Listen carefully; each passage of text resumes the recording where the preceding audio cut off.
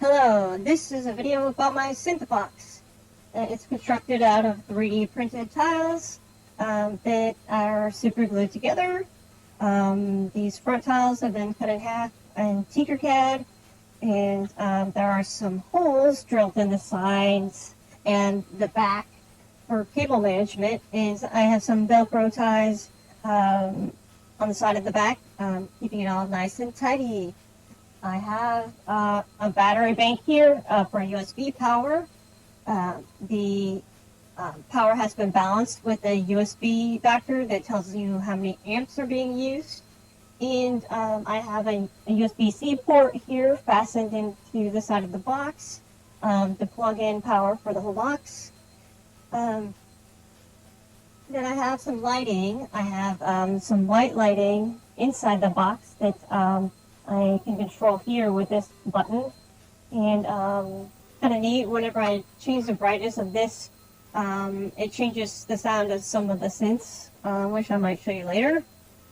And then I have the RGB music or sound reactive lighting here, and it has a microphone there, and I can change the settings. There's some different presets for the lighting. It's kind of neat.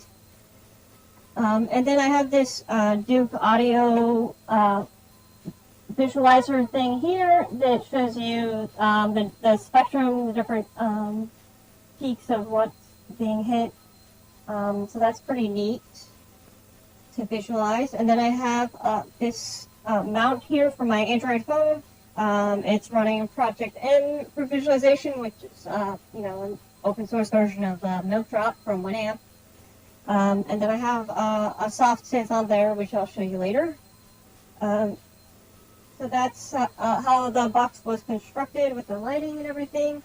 And then as far as sound, I have these USB speakers that I got on Temu. They don't get very loud, so sometimes I'll plug in my Soundcore speaker or just use headphones. And then I have this $15, $20 Radicus recorder. It can record MP3 320 kilobit per second, which is pretty decent if you're just doing kind of like a lo-fi thing like this. And then I have these Sid Rockett Pocket Rocket mono mixers, and then a synth jack for some mono mixer there that I have a submixer that's routed to both channels, left and right there.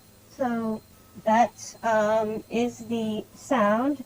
And then for the synths, I have the Monotron delay and the Monotron duo, which is acting as filters and effects for the left and the right channels.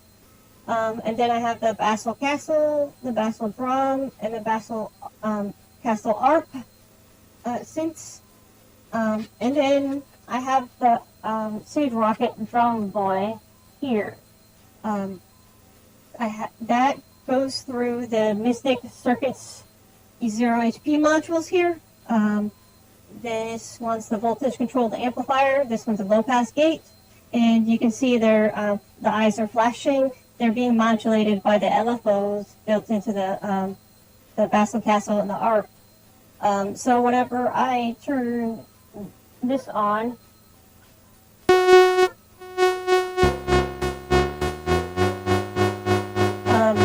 can hear it's pulsing on both. And then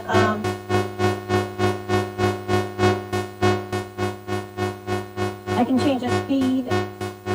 I have my Volcas new bass, which has a tempo display readout there, passed through my Volcas modular, plugged in here through a bus bar from a breadboard. So that's how the clock is syncing all the synths.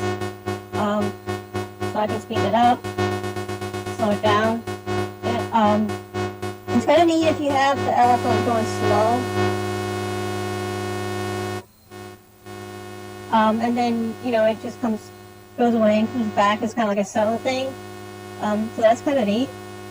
So that's what I have going on with the drone synth, which is a reverse triple avalanche oscillator synth, I believe.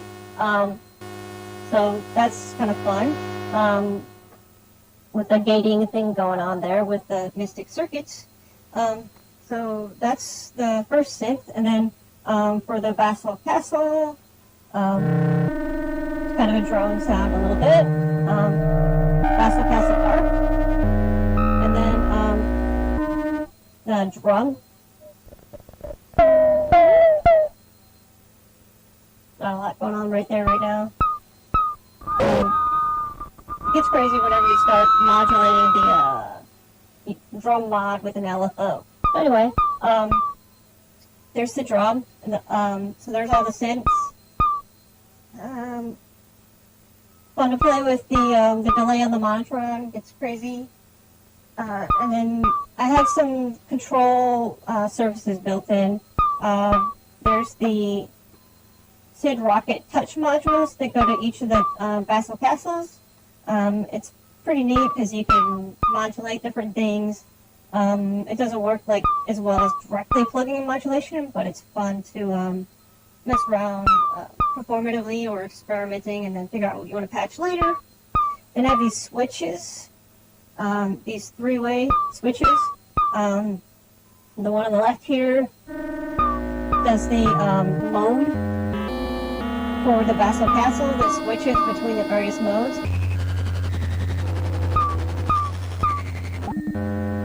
And then on the right, it has it switches between the different chords.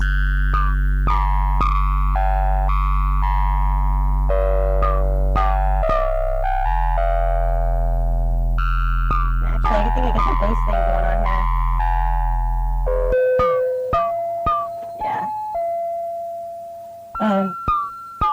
So that switches the chords, and then the buttons. The red one, I'll do this one. The red one does random. It randomizes the regular circuit here, the pattern out. The blue one does 8-step.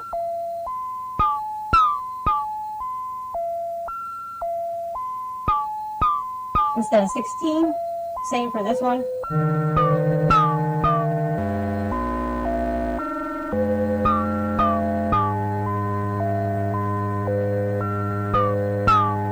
Alright, well, yeah, that's not going very fast. So yeah, that's, and then on the right here, it does the random for the pattern, and the left here, this yellow one, it does the 8-step pattern for the drum. So that way I don't have to physically patch the bit in or feed in or the modes. And then the drum castle doesn't have any other modes, so I don't have to have a switch in the middle there. So that is the various synths and the control surfaces. And this time I don't think I left anything out. Obviously, you see the middle of the breadboard where everything is connected together, and then some mini breadboards here where the buttons are.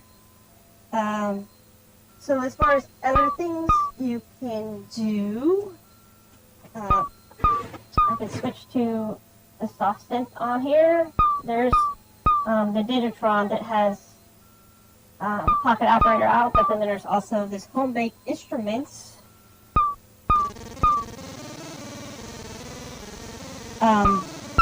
So the other channel here, this, if I plug it in here, you can hear that the clock is being modulated by this now, so I can even add yet another synth into the mix. You know, kind of fun, right? I mean, how many synths do you need for an orchestra? So yeah, I'll go back to Project M for visualizations, which is based on the milk drop from Winamp. So yeah, that's everything. I guess I could do a little mini jam on the way out. Oh, the Volca modular, the Volca new bass. I can just turn this volume up here. Actually, I turn these up and then turn the volume up.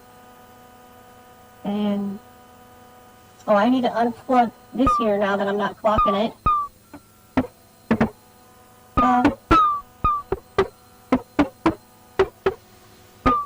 Oh, this has to plug right back in here. So I have a little melody going on.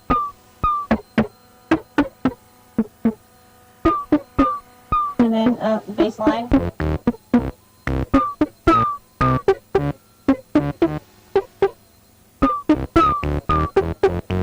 So anyway, the new bass sounds really nice for it.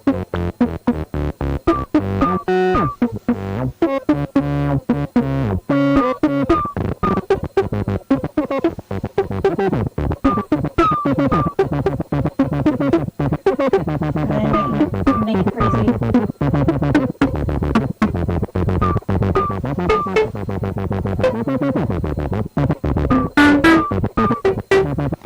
And then add the drums in.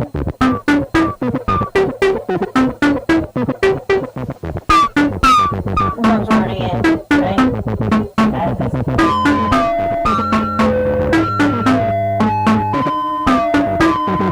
That's it all.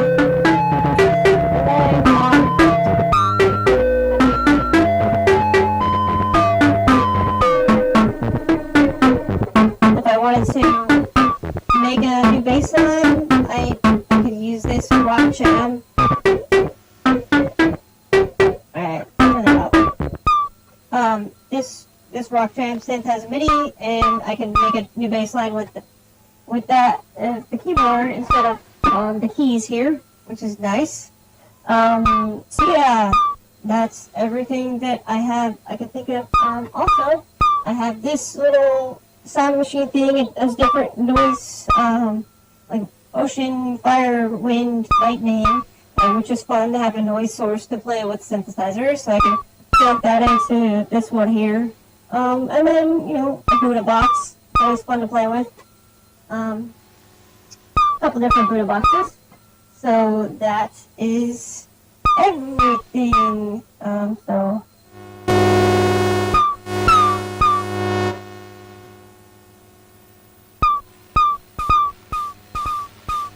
Alright. Hope you enjoyed. Take care, stay safe. It was good. Bye.